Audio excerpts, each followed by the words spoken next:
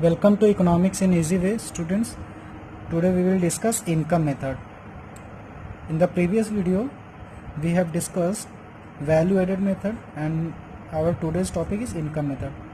आज हम लोग देखेंगे इनकम मेथड से कैलकुलेट कैसे करते हैं national income. How to calculate national income using income method. हमने बताया कि नेशनल इनकम कैलकुलेट करने के 3 मेथड्स हम लोग यूज़ करते हैं, वैल्यू एडेड या इनकम मेथड या एक्सपेंडिचर मेथड.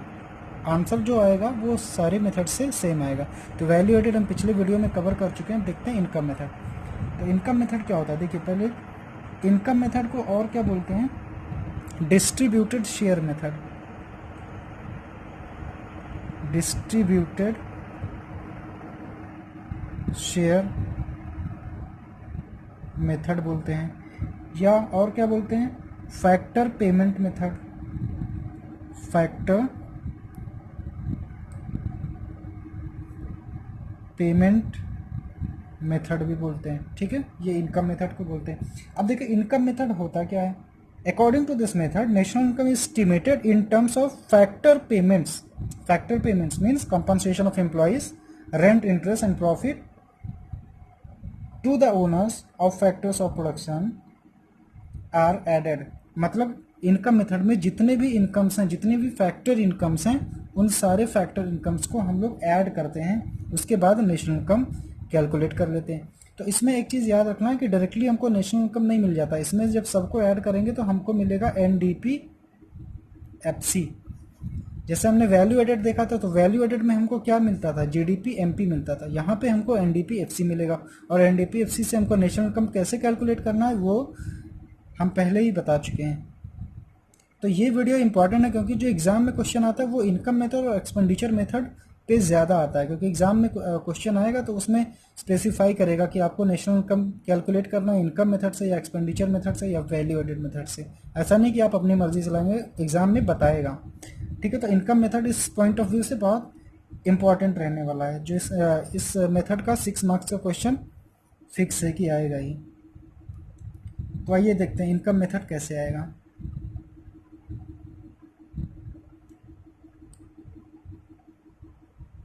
इसमें कुछ फिक्स सर्टेन चीज़ें हैं, उन चीज़ों को हम लोग ऐड करते हैं.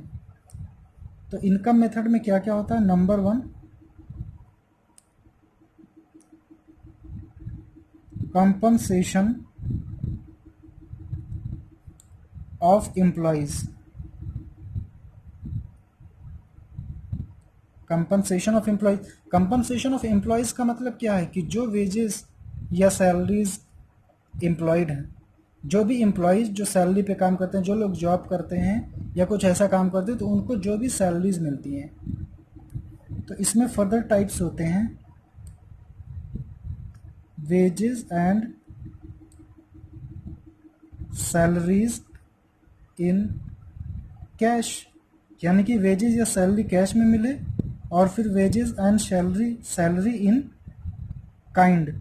काइंड का मतलब है कि जो काम कर रहे हैं सैलरी कैश में न मिल करके काइंड में मिल जाए. काइंड में मीन्स कि रेंट फ्री अकोमोडेशन मिल गया, कि गवर्नमेंट ने या कंपनी ने या एम्प्लॉयर ने रेंट फ्री हाउस दे दिया, तो वो क्या है, पेमेंट इन काइंड है. जैसे जो गवर्नमेंट एम्प्लॉयज होते हैं उनको एचआरए मिलता है, हाउस रेंट अलाउंस. तो that is the salary in kind. यानी कि आपको कैश ना मिल करके उसके जगह पे आपको कोई चीज़, कोई सामान मिल रही है. Next, employers contribution. Employers contribution to social security scheme. इसमें एक चीज़ याद रखना आपको, एम्प्लॉयर्स कंट्रीब्यूशन. जब आप क्वेश्चन करने आएंगे प्रैक्टिकल तो उसमें आएगा एम्प्लॉयर्स या एम्प्लॉयज़. कहीं पे क्वेश्चन में employers contribution to social security scheme होगा, कहीं एम्प्लॉयज़ होगा. तो आपको किसको कंसिडर करना है, एम्प्लॉयर्स कंट्रीब्यूशन. एम्प्लॉयज़ होगा तो वो नेशनल इनकम का पार्ट नहीं होगा. ठीक है, तो कंपनसेशन ऑफ एम्प्लॉयज़ अगर डायरेक्टली क्वेश्चन में दिया होगा तो कंपनसेशन ऑफ एम्प्लॉयज़ ऐड करेंगे. कंपनसेशन ऑफ एम्प्लॉयज़ नहीं होगा तो इन तीनों चीज़ों को ऐड करके हम compensation of employees find out कर लेंगे. Wages and salaries in kind, wages and salary in cash and kind, employers contribution to social security scheme. ठीक है। नेक्स्ट अपना जो आता है वो क्या होता है, रेंट एंड रॉयल्टी। इसके बाद में हम लोग कहाँ से इनकम जनरेट कर सकते हैं, हमारे पास मकान है वो हमने रेंट आउट कर दिया है तो वहाँ से इनकम आ सकती है। रॉयल्टी, रॉयल्टी का मतलब होता है कि हम हमारे नाम को यूज़ कोई कर रहा है, उसके बदले में हमको कुछ पेमेंट कर रहा है। सपोज हम राइटर हैं तो राइटर अलग होता है और पब्लिशर अलग होता है। तो जो पब्लिशर होता है वो राइटर को कुछ पेमेंट देता है क्योंकि उसका नाम यूज़ करता है, तो उसका नाम यूज़ करने के लिए वो उसको क्या देता है, पेमेंट देता है, तो इसको बोलते हैं रॉयल्टी। फिर आता है आपका इंटरेस्ट, यानी कि हमने बिजनेस में क्या किया, किसी को बिजनेस करने के लिए लोन दे दिया, उस पर हमने इनकम कमा लिया। फिर प्रॉफिट, हमने प्रॉफिट जनरेट किया, हम बिजनेस करते हैं वहाँ से हम पैसे कमाते हैं, तो वो भी इसमें ऐड अप हो जाएगा। अब देखिए अगर प्रॉफिट नहीं दिया होगा, प्रॉफिट अगर नहीं दिया होगा तो क्या क्या आएगा, डिविडेंड। डिविडेंड्स क्या होता है, पार्ट ऑफ प्रॉफिट होता है। उसके बाद में क्या हो जाएगा, कॉरपोरेट टैक्स, और उसके बाद में क्या हो सकता है, और retained earning, retained earnings. Dividend यानी कि जो शेयर होल्डर्स को दिया जाता है, जितने भी शेयर होल्डर्स अगर किसी ने किसी कंपनी में शेयर्स परचेज किए होते हैं तो जो प्रॉफिट कंपनी को होता है उस पर फिक्स परसेंटेज या जो भी होता है, जिस टाइप का उनका शेयर पे डिपेंड करता है, तो वो प्रॉफिट का पार्ट दे दिया, उसको डिविडेंड बोलते हैं। कॉर्पोरेट टैक्स, जो कंपनी होती है उसको कॉर्पोरेट टैक्स देना पड़ता है।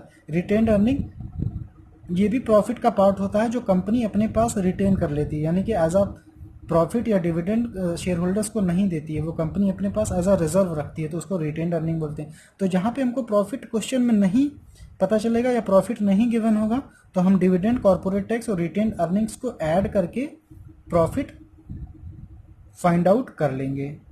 और एक लास्ट चीज़ बचती है, उसको क्या बोलते हैं, मिक्स्ड इनकम, यानी कि जो इन चारों चीज़ों में नहीं आएगी, number 1, number 2, number 3, number 4 and last one is number 5, mix income.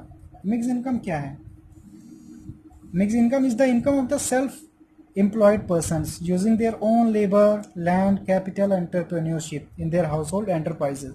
Means they are the small businessmen and they are using their own labor, own land and own capital, यानी कि वो अपना ही कुछ काम करके अपने ही टैलेंट से, अपने ही हुनर से कुछ पैसे कमा रहे हैं। सपोज कोई जूता सिलने वाला है तो वो क्या है, वो अपना ही काम कर रहा है, खुद के टैलेंट से वो पैसे कमा रहा है, कुछ ऐसा नहीं कि बहुत बड़ा बिजनेस कर रहा हो। तो मिक्स इनकम में ये सबका कॉम्बो है एक तरीके से, इसमें वो काम भी कर रहा है, उसमें वो बिजनेस भी कर रहा है, तो सब मिला के, यानी कि जो छोटा मोटा बिजनेसमैन जो इन सब चीज़ों में कवर नहीं है, जो छोटा मोटा काम करता है, वो मिक्स इनकम में आ गया। ठीक है, तो इन सारे पांचों के इनकम को जब हम लोग ऐड करते हैं तो क्या पाते हैं, इन सबको ऐड करते हैं तो हम क्या पाते हैं, NDP FC। ये NDP FC कैसे आया, 1 + 2 + 3 + 4 + 5। अब देखिए इससे पहले एक चीज़ और, अगर हम रेंट, इंटरेस्ट और प्रॉफिट को ऐड कर देते हैं, रेंट, इंटरेस्ट और प्रॉफिट को ऐड कर देते हैं,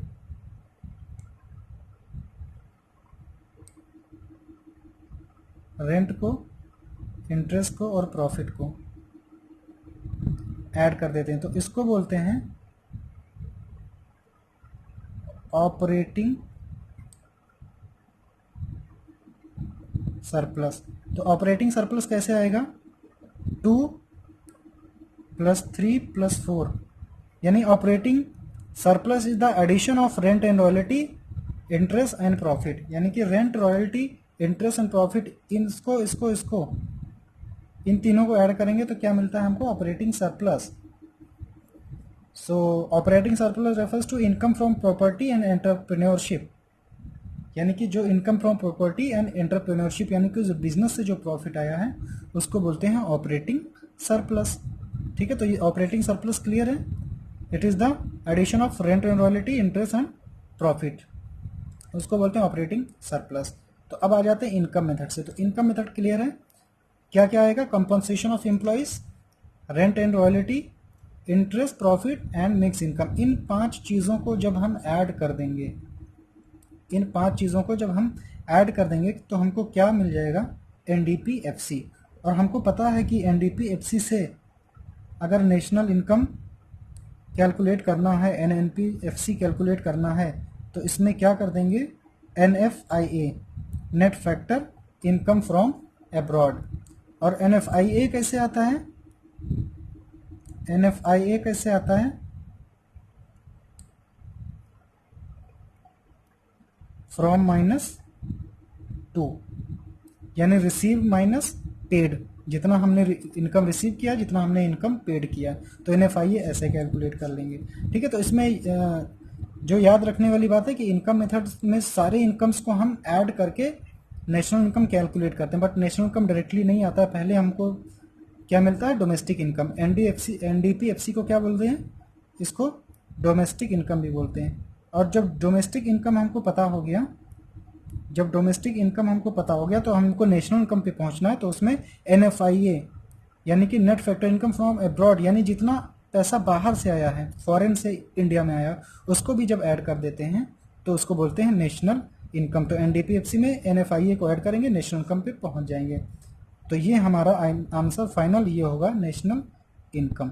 ठीक है, तो इस मेथड में हमको याद रखना है कि इनकम मेथड में जब हम सारी इनकम्स को ऐड कर देते हैं तो हमको क्या मिलता है, NDP-FC। ठीक है, तो ये है आज का वीडियो जो बहुत ही इम्पोर्टेंट थी।